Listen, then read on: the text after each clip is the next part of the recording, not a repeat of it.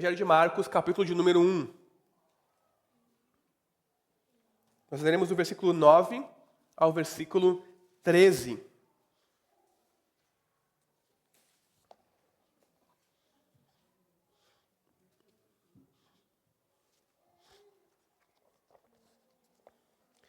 Marcos, capítulo 1, versículo 9 até o versículo 13.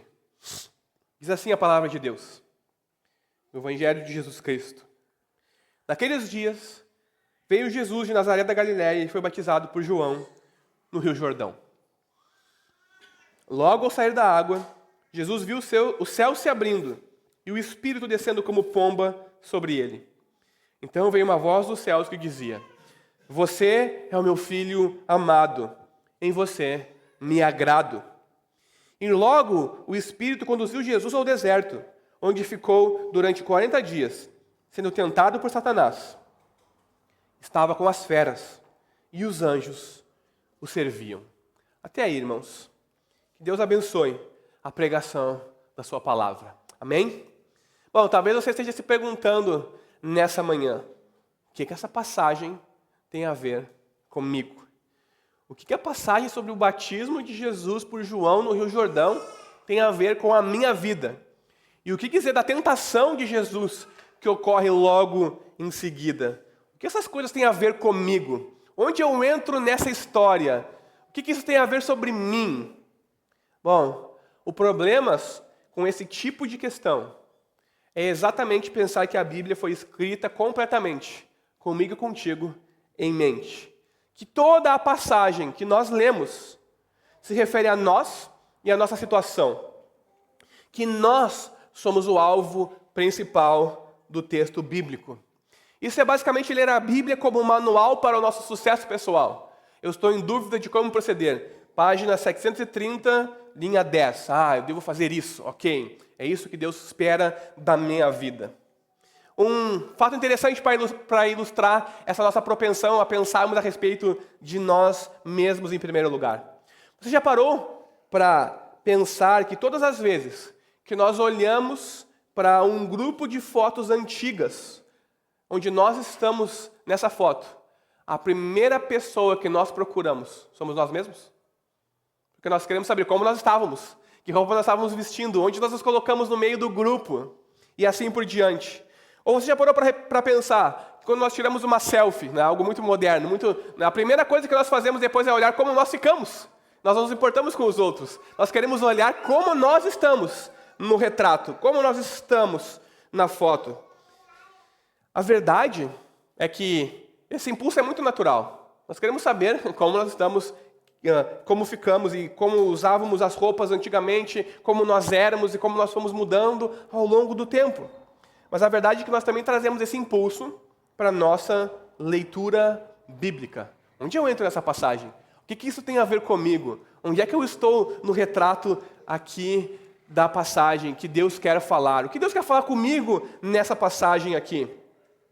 Acontece, irmãos, que Marcos deixa bastante claro, como nós vimos na semana passada, desde o primeiríssimo versículo do capítulo 1 do seu Evangelho, que ele vai falar a respeito de Jesus Cristo, o Filho de Deus. Vai falar que Jesus Cristo, o Filho de Deus, deu a sua vida em nosso lugar. Que a sua vida, a morte e a ressurreição são o cumprimento dos propósitos e planos soberanos de Deus. Essa foi a mensagem do domingo passado. O Evangelho é sobre Jesus Cristo. O Evangelho diz respeito a Jesus Cristo. E a verdade é que eu e você precisamos ser curados da nossa tendência de buscarmos coisas referentes a mim e a você em primeiro lugar. De quando vamos ler a Bíblia, não termos mais a nossa situação, o nosso contexto, o que a Bíblia está dizendo a respeito de mim em primeiro lugar. Mas aprendermos a procurar Jesus e conhecermos Jesus a partir do texto bíblico e sabermos quem Ele é e o que Ele fez por nós. Porque a grande verdade é que por mais que a Bíblia fale a nosso respeito, nos ensine muitas coisas, nos oriente em relação a Deus, nós não somos os personagens principais da palavra de Deus. E nem tudo o que está na Bíblia tem a ver diretamente comigo e contigo. Às vezes tem a ver apenas como uma consequência de quem Deus é e do que Ele está fazendo em Jesus em nosso favor. Mas por que eu estou falando isso na introdução desse sermão? Por que eu não peguei um filme? Por que eu não peguei uma outra ilustração para nos explicar o que Jesus está fazendo aqui? É exatamente por causa da passagem que nós lemos. Porque se nós procurarmos e procurarmos e procurarmos, vai ser difícil nos encontrarmos na passagem em que nós estamos essa manhã. Nós vamos ver apenas aquele que realmente importa, Jesus. E o que está acontecendo com Jesus, para que a sua obra seja realizada em nosso favor. A passagem do batismo de Jesus não tem a ver diretamente comigo e contigo. Nós precisamos entender essa verdade aqui. Mas essa passagem, ela aponta para quem Jesus é. Ela confirma quem Jesus é. E aponta para aquilo que Ele irá fazer, para aquilo que Ele fez, olhando em retrospectiva, em nosso favor. E eu e você precisamos entender o porquê o batismo de Jesus é importante e o que ele significa, assim como a sua subsequente e imediata tentação por Satanás no deserto. Mas para compreendermos isso, precisamos compreender primeiro quem Jesus é, como revelado no texto. E o que ele está dizendo, o texto está dizendo sobre Jesus. Para somente então sabermos de que maneira, em que sentido o texto se refere a mim e a você. O retrato que Marcos está tirando nessa passagem. Lembre-se daquelas antigas Polaroids, onde estava uma foto instantânea. A foto instantânea que Marcos está tirando aqui não é sobre mim e você, mas é sobre Jesus. Na verdade, nós vamos aparecer na foto, em algum momento, num contexto relacionado a Jesus. Mas, contudo, temos que ter em mente que a fotografia não é inicialmente sobre nós. Precisamos aprender a procurar Jesus na foto. E precisamos aprender a encontrar Jesus na foto. Para termos um relacionamento com Ele, sabermos quem Ele é e desfrutarmos da sua obra em nosso favor. Então, qual é o tema da mensagem dessa manhã? O tema da mensagem dessa manhã é que Jesus é o nosso Salvador, que se identifica comigo e contigo no seu batismo. E Ele também, após o seu batismo, foi tentado no deserto em nosso favor. Vejam, a mensagem é sobre Jesus e o que Ele faz. Mas em consequência do que Ele faz, eu e você somos completamente atingidos. Porque no seu batismo Ele se identifica comigo e contigo. E na sua tentação, Ele está sendo tentado com um propósito específico, de nos representar, de ser tentado em nosso favor no deserto.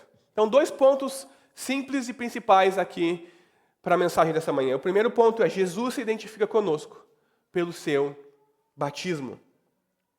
Irmãos, com o batismo de Jesus, o tempo e o papel de João chegam agora ao fim. Aquele que é mais poderoso e que vem depois de João, chegou em cena. E João agora começa a se retrair para que Jesus possa entrar em cena e realizar a sua obra. Os versículos 9 a 11 são bastante claros no seu significado geral, ainda que sejam obscuros para muitos de nós. Por que Jesus está sendo batizado? Por que tem que ser no Rio Jordão? Quem é esse homem aqui com roupas estranhas? O que está acontecendo? Por que as pessoas estão em volta? O batismo de Jesus por João é a ocasião pública em que ele é ungido e confirmado como o Messias de Deus. E é separado por Deus para a obra que Deus irá realizar por meio de Jesus. Aquele que João profetizou finalmente entra em cena. Só que a cena causa estranheza à primeira vista e pode gerar mais dúvidas do que respostas. E talvez uma das grandes perguntas que vem à nossa mente é: por que aquele que é mais poderoso, que João está falando, que não vai batizar simplesmente com água, mas com o Espírito, que vai trazer o reino de Deus, aquele que é o Filho de Deus, que Marcos fala no primeiro versículo do Evangelho, aparece com roupas esfarrapadas de uma região humilde para ser batizado no batismo de João. Irmãos, essa transição do versículo 8 para o versículo 9 do Evangelho de João é uma transição digna de filmes de Hollywood, dos melhores filmes de Hollywood. No versículo 8 nós temos João profetizando, proclamando que após mim vem aquele que é maior do que eu. O reino finalmente virá, a glória virá. Eu não sou digno de desatar a correia das sandálias dele. E Marcos diz depois, naqueles dias, veio Jesus da Galileia, de Nazaré, de um vilarejo insignificante, de um lugar que não importa, para ser batizado por João no Jordão. Pela descrição de João, de Jesus, poderoso, que vai batizar com o Espírito, com certeza eu e você esperaremos alguém muito poderoso, que viria com um exército e traria com espada o reino de Deus e destruiria todos os seus inimigos com um sopro. Mas na verdade o que vemos é simplesmente um judeu humilde, com roupas talvez esfarrapadas e uma sandália gasta, vindo da Galileia, indo até João para ser batizado. Mas não se deixe enganar pelas aparências. João não se deixou enganar pelas aparências, porque a sua reação ao ver Jesus, conforme nós sabemos pelo Evangelho de Mateus, é não simplesmente venha e seja batizado, mas é basicamente de se desesperar. Não, eu é que preciso ser batizado, eu é que preciso ir até a ti, e você vem até a mim. João protesta quando Jesus vai ser batizado por ele, porque ele sabe que Jesus não precisava ser batizado. Ele sabe que Jesus não pertencia àquele lugar de confissão e arrependimento, porque ele não tem pecado para confessar, porque ele não tem arrependimento no seu coração, porque tudo o que ele faz é cumprir a vontade de Deus e agradar ao seu Deus e Pai. João sabe disso, e é por isso que ele protesta. Mas Jesus também protesta. E ele diz que não, sim, esse é o meu lugar, eu preciso estar aqui. Porque é ali, na beira do Rio Jordão, sendo batizado por João, que Jesus sabe que tudo vai começar. Que é o primeiro passo para o seu ministério público, de cura, exorcismo, de proclamação do reino de Deus. E é o primeiro passo público para o monte chamado Calvário, onde ele vai doar a sua vida em meu e em teu favor. É o primeiro passo para a morte substitutiva de Jesus, para a obra que Deus o chamou para realizar. Se para você parece que Jesus não encaixa na cena aqui, parece que ele não se encaixa bem aqui, você também tem que se lembrar que ele não se encaixava também na manjedoura.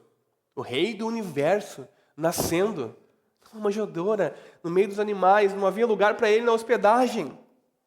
Assim como o rei do universo não se encaixa também no Calvário, morrendo, agonizando, sofrendo a ira de Deus em meu e em teu favor. Na verdade, toda a vida de Jesus parece não se encaixar bem, porque você esperaria que o rei do universo, o criador de todas as coisas, a palavra de Deus encarnada, governasse, reinasse, ficasse nos melhores palácios. Mas eu e você precisamos compreender que isso é assim, nos causa estranheza. Jesus parece não se encaixar bem, porque ele é o Filho de Deus, mas veio com uma missão específica, ir rumo ao Calvário, dar a sua vida em meu e em teu favor. Precisamos compreender que isso é assim exatamente porque ele é o Filho de Deus, e por ser o Filho de Deus, ele tem uma missão específica para cumprir, e que nós que achamos estranho por causa das nossas expectativas, por causa do nosso preconceito, por causa daquilo que nós pensamos. Precisamos compreender que Jesus veio exatamente para morrer na cruz, e que tudo começa com o seu batismo por João no Rio Jordão. Mas por que Jesus precisa ser batizado? Você sabe talvez aquela famosa frase que nós, principalmente os mais jovens, gostamos de utilizar? No começo eu não entendi nada, e no final parecia que eu estava no começo. Quando nós vemos passagens assim, essa é a primeira coisa que vem à nossa mente. Ok, eu vou ler e eu vou reler, mas eu não entendo o que está acontecendo aqui. Por quê? Muitos cristãos se sentem assim com essa passagem. Mas o batismo de Jesus é um momento público, como eu já disse, em que ele inicia o seu ministério.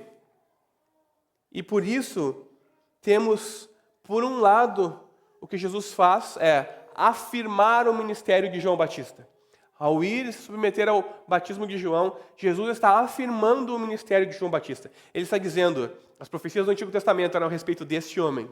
E este homem está cumprindo a palavra de Deus. E o que ele disse, que aquele que vem após ele, que é maior do que ele, que vai batizar com o Espírito Santo, é verdade. Aqui eu estou, me submetendo ao batismo de João, referendando o seu ministério, porque agora o tempo dele acabou. Chegou o reino de Deus.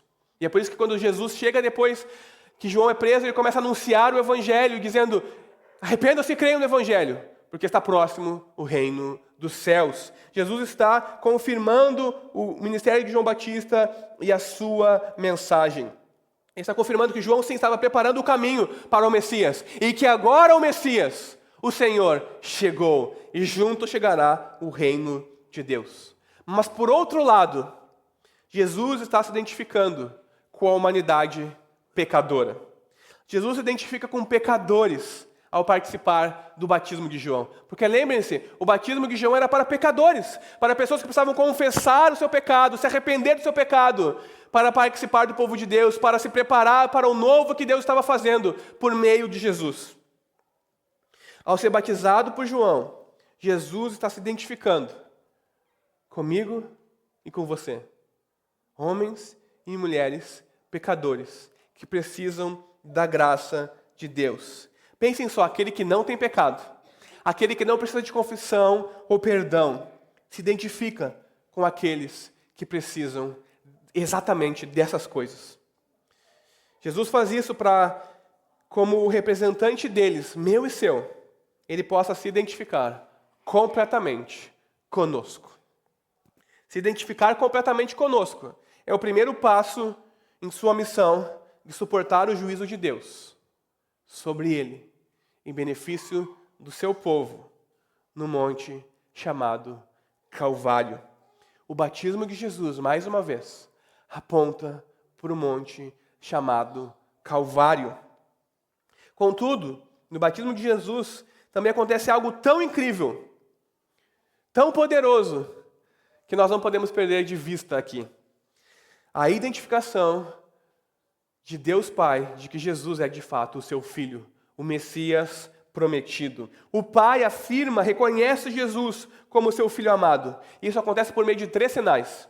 O céu se abrindo, o Espírito descendo como pomba sobre ele e uma voz vinda dos céus. A voz do Pai dizendo, esse é o meu Filho amado, em quem eu me agrado. Quando Jesus sai da água, o céu se abre sobre ele. O Pai fala e o Espírito desce sobre ele. Você já parou para se perguntar se alguma vez na Bíblia existe a Trindade? Porque a Trindade não é um termo bíblico, é algo que os teólogos inventaram para explicar Deus sendo um só Deus, mas 3 pessoas, Pai, Filho e Espírito. Aqui nós temos a Trindade em ação. O Pai fala com o Filho está iniciando a obra que o Pai lhe deu, e o Espírito desce sobre ele em forma de pomba, ungindo-o, confirmando-o como o Messias, e o separando para a obra de Deus. Assim como no término do juízo após o dilúvio, uma pomba deu o sinal de que havia acabado o juízo, as águas estavam descendo, Noé poderia sair. Agora também uma pomba, o Espírito em forma de pomba, dá o sinal de que Jesus está sendo ungido para realizar a obra de Deus. Da mesma forma que em Gênesis 1, o Espírito de Deus pairava sobre as águas, agora também, na nova criação de Deus, o novo de Deus, o Espírito vem sobre Jesus, paira sobre Jesus, porque Deus está agora realizando uma nova criação por meio de Jesus. Está agora libertando o mundo das trevas. E nesse momento, então, o Espírito desce sobre Jesus, ungindo e confirmando ele como o Messias. Jesus é cheio do seu Espírito, porque como homem, lembre-se, Jesus é Deus sim, mas ele também é completamente homem, e como homem, ele precisava ser revestido do Espírito para realizar a obra que Deus o chamou como Messias. Jesus foi batizado com esse poder no Jordão. Ele foi guiado pelo Espírito Santo ao deserto. Ele retornou a Galiléia no poder do Espírito. Ele agiu no poder do Espírito nas sinagogas e nas cidades. Ele foi ungido pelo Espírito para libertar e curar todos os oprimidos do diabo. Jesus é ungido para ser o servo de Deus e fazer a sua obra e dar a sua vida em resgate de muitos. Nós temos o céu se abrindo, o Espírito descendo e, por fim, temos uma voz vinda dos céus. A voz de Deus é o ponto alto da revelação de que Jesus é o Filho de Deus. Se Marcos, inspirado por Deus, nos confirma, no versículo 1 do seu princípio do Evangelho de Jesus Cristo, Filho de Deus. Agora o próprio Deus dá testemunho de que Jesus é o seu Filho amado, o seu único Filho. O Pai afirma a sua filiação e declara que em Jesus e na sua obra, Ele tem todo o prazer. Porque tudo o que o Filho faz é obedecer a Deus, é cumprir a sua obra, é agradar o seu Pai celestial. Então o céu se abrindo, literalmente rasgando na linguagem de Marcos. E Deus falando são ocorrências sobrenaturais que revelam Jesus como o Filho de Deus. São os sinais da aprovação de Deus e da confirmação de Deus de que Jesus é o seu Filho amado, enviado por Ele para salvar pecadores, como eu e você. Então, irmãos, essa passagem fala a respeito daquele que precisamos buscar em primeiro lugar em toda a nossa leitura da Escritura, seja no Antigo, seja no Novo Testamento. Daquele que realmente importa, do personagem principal, do maior de todos os heróis, Jesus Cristo, o Filho de Deus. A passagem não fala sobre nós mesmos, não dá resposta para as nossas situações, não nos ajuda a fazer aplicações para o nosso contexto.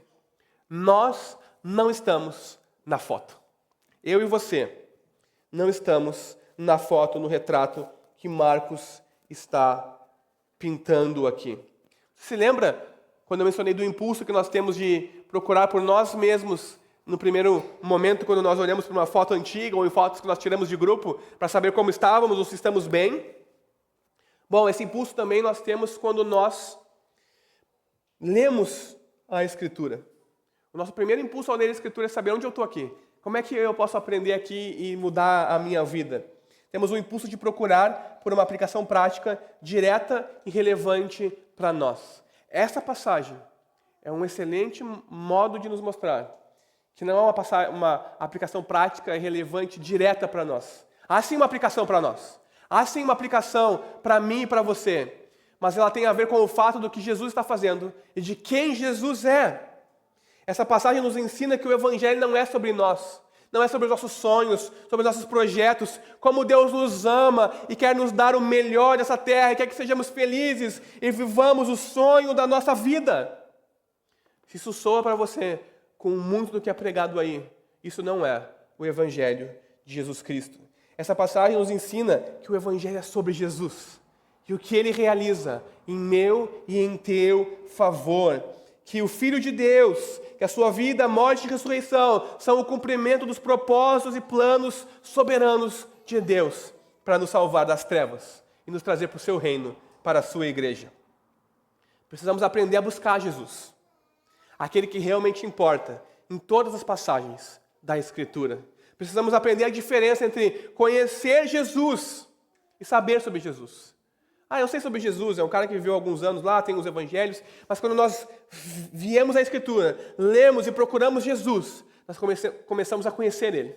Nós começamos a aprender dele, a descobrir o que Ele fez em nosso favor e a nos maravilharmos com quem Ele é e com a sua pessoa, a o convidar a habitar em nós e deixar Ele nos transformar por completo, a termos um encontro com Ele e sermos moldados por quem Ele é. Quando nós buscamos Jesus na Escritura, nós experimentamos a realidade de Jesus como o Filho de Deus e somos transformados por essa realidade na nossa vida. É para isso que Marcos escreve o seu Evangelho.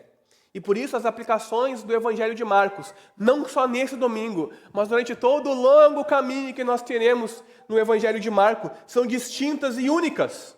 E vão servir para nos fazer orar primeiro, não para nós mesmos, mas para Jesus e quem Ele é, e o que Ele faz em nosso fazer, e o seu poder, e a maravilha da sua pessoa. E só depois procurarmos por aplicações práticas e soluções para os nossos dilemas. Eu e você precisamos ser teologicamente robustos. Não é à toa que a Escritura fala, o meu povo perece por falta de ir à igreja? Não. O meu povo perece por falta de campanhas de poder? Não. O meu povo perece por falta de conhecimento. Porque nós não conhecemos Jesus revelado nas Escrituras. Nós somos presas fáceis de lobos vestidos em pele de cordeiro. Precisamos ser teologicamente robustos. Assim como precisamos de aplicações teológicas, não somente práticas.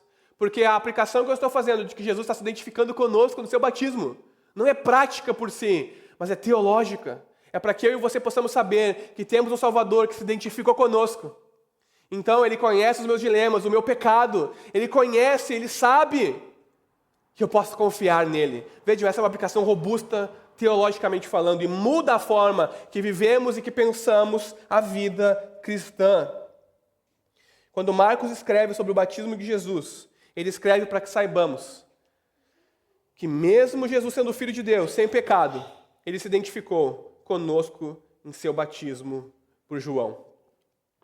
Ao conseguirmos ver quem Jesus é na passagem, como ele é apresentado por Marcos, nós podemos então compreender como aplicar essa verdade na nossa vida. E a aplicação é simples.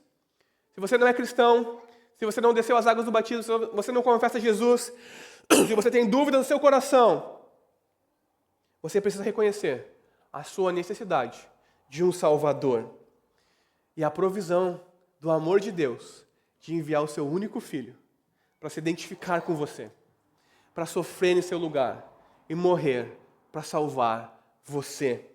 Agora, se você é crente, a aplicação é que você pode renovar a sua obediência, tendo em vista a obediência de Jesus, em se identificar conosco e viver em perfeita obediência a Deus e morrer em nosso lugar como nosso substituto.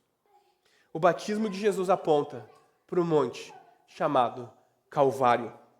Compreender isso faz toda a diferença na nossa vida, porque afeta todas as áreas da nossa vida. Eu e você podemos obedecê-lo, podemos nos aproximar dele, porque ele se identificou conosco no batismo de João. Ele conhece a nossa dor, a nossa luta, o nosso sofrimento. Ele nos entende. Vejam como essa compreensão teológica muda toda a nossa vida prática e diária. Mas nós temos que avançar. Meu segundo ponto, serei mais breve agora. Jesus foi tentado em nosso favor. Jesus, no batismo de João, se identifica conosco. Agora, imediatamente após o batismo, na linguagem típica de Marcos, e logo o Espírito. A ideia aqui é de imediatamente. Jesus não teve tempo para tirar selfie com os seus amigos após o Espírito descer sobre ele. Ele não teve tempo para tirar selfie, reunir seus discípulos, estar com João Batista e fazer uma celebração no melhor restaurante da região. Não, imediatamente. Jesus não celebra a voz vinda dos céus. Você é o meu filho amado, em ti eu me agrado. É como se você recebesse uma promoção e você não fosse celebrar. É como se você se formasse depois de muitos anos de estudo árduo e você não fosse à formatura, porque imediatamente você tem um trabalho a realizar. É dessa forma que Deus está tratando Jesus e Marcos está retratando Jesus. Imediatamente, após o batismo, Jesus não tem tempo para celebrar, para descansar, para nada. Ele vai levado pelo Espírito ao deserto. Não pode ver a mudança mais dramática do que a voz do versículo 11, falando para Jesus. E da cena seguinte, onde nós vemos Jesus no deserto. Do batismo e da voz vinda do céu, para a companhia de animais selvagens. E do próprio Satanás tentando Jesus no deserto. De um momento de êxtase, e poder, e fama e glória, para um momento de tentação e provação. E de não estar mais na companhia dos homens, mas das feras, no deserto, no perigo do deserto. A confirmação de Deus, de quem Jesus é. Você é o meu filho amado, em você me agrado, tem o propósito de preparar Jesus para o que vem em seguida, a sua tentação no deserto. Muitos de vocês sabem que eu sou um aficionado por fantasia, por ficção fantástica. E muitos de vocês sabem que um dos meus livros prediletos de todos os tempos é O Senhor dos Anéis. Mas particularmente no filme do Senhor dos Anéis, no segundo filme da trilogia, no filme chamado As Duas Torres, baseado nos livros do Tolkien, há um momento onde acontece uma grande batalha, uma batalha épica, onde homens e elfos parecem perder toda a esperança, porque as forças das trevas, representadas pelos orcs, estão dominando um lugar que é chamado de Abismo de Helm, que é onde os Rohirrim estão reunidos, onde os elfos vêm em unidade com eles para, mais uma vez, uma aliança entre elfos e homens, para combater as trevas. Então, Théoden, o rei dos Rohirrim, não temos essa fala no livro, mas é uma fala extremamente emblemática. Quando começa a batalha, nós temos uma cena melancólica de um rei, sabendo que aquela batalha é impossível de vencer. E ele diz, então que comece. Então a carnificina começa. A morte para todo lado começa, as crianças desesperadas, escondidas, homens, elfos sendo mortos, orques sendo mortos. Quando eu leio essa passagem, eu me lembro da batalha do Abismo de Helm, porque é aqui que começa. Aqui começa a batalha. Aqui começa a vitória de Jesus em nosso favor. Aqui, Jesus enfrenta todos os poderes das trevas, em meu e em teu favor. Eu quero mencionar 3 aspectos da tentação de Jesus aqui, que nós podemos aprender. Em primeiro lugar, ele se submete à vontade de Deus por completo. Jesus, o Filho de Deus, não precisava ser tentado pelo diabo. Jesus, o Filho de Deus, é tentado pelo diabo porque ele se submete à vontade de Deus, porque o Espírito o toma e o leva ao deserto para ser tentado. Porque o lugar do Filho de Deus não é entre as feras, no deserto, mas é nos palácios. Marcos, nos primeiros 11 versículos do capítulo 1, nos fala sobre 2 pontos importantes. As credenciais de Jesus e a preparação de João Batista para a vinda de Jesus. O ministério de Jesus foi confirmado pelas Escrituras, pelos profetas e por João Batista, e também pela voz vinda dos céus de Deus. Contudo, antes de começar efetivamente o seu ministério, ele é imediatamente conduzido pelo Espírito para o deserto, para vencer o diabo, para submeter a Deus e a sua vontade e enfrentar o diabo na arena do próprio diabo. O propósito da tentação de Jesus é para que ele se submeta completamente à vontade de Deus.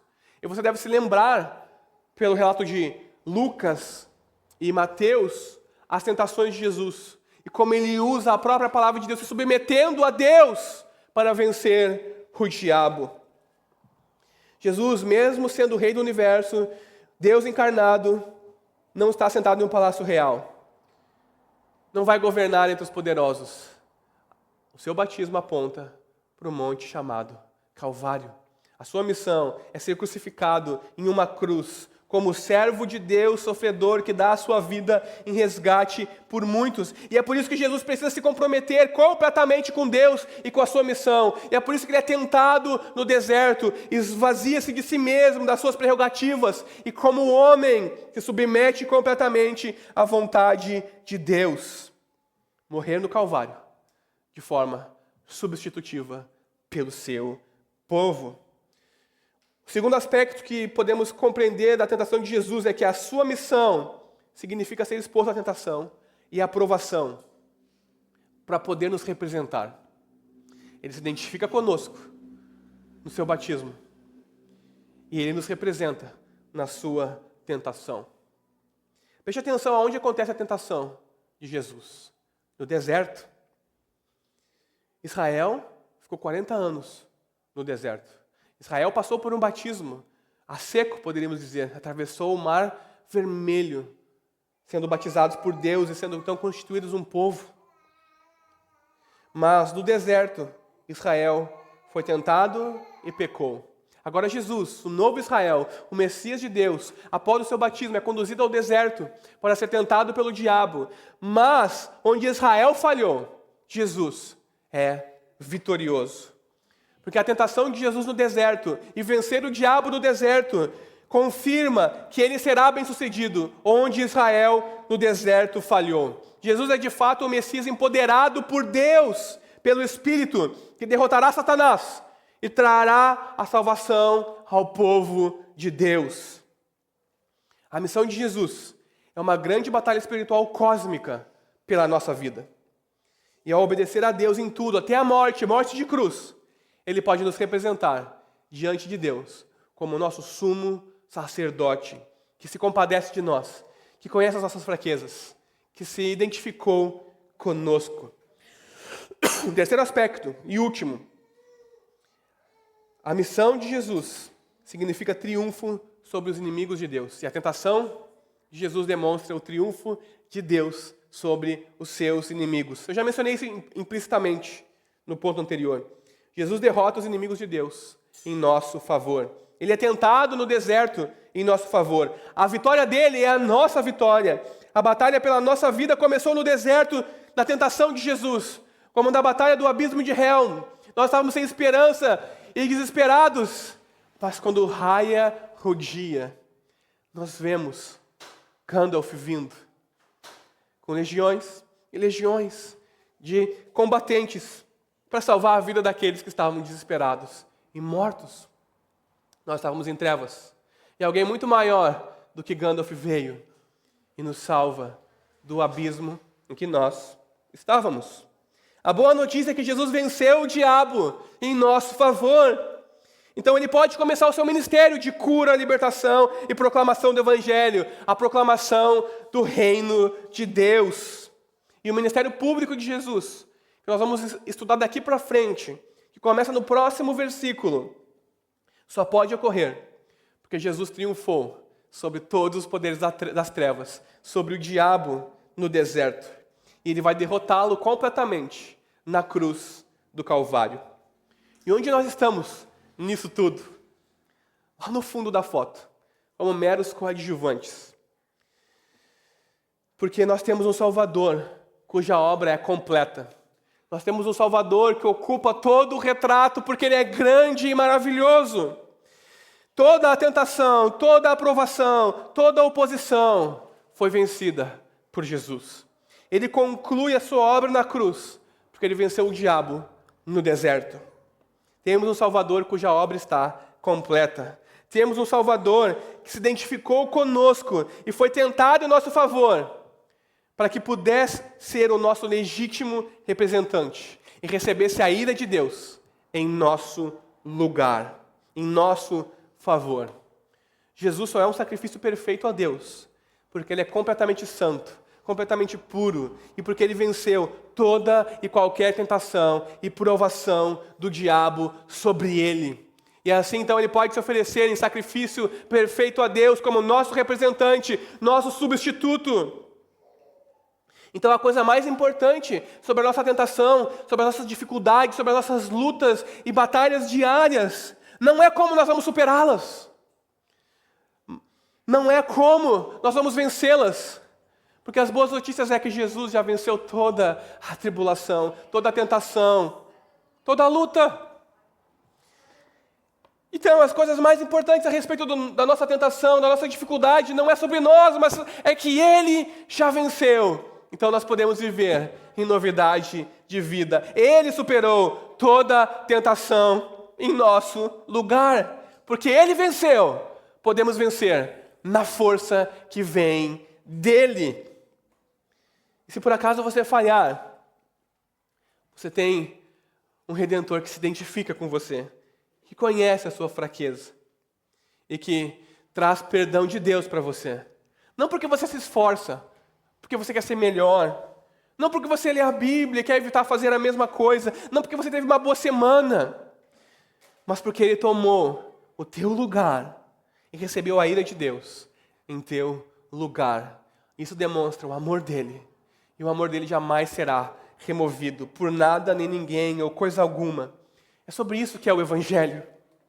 Tudo o que Jesus fez, em meu e em teu favor, para nos salvar. E a nossa parte é confiar nesse Salvador maravilhoso que nós temos. No seu poder para derrotar o mal e no seu perdão quando nós falhamos, porque Ele derrotou todo o poder das trevas.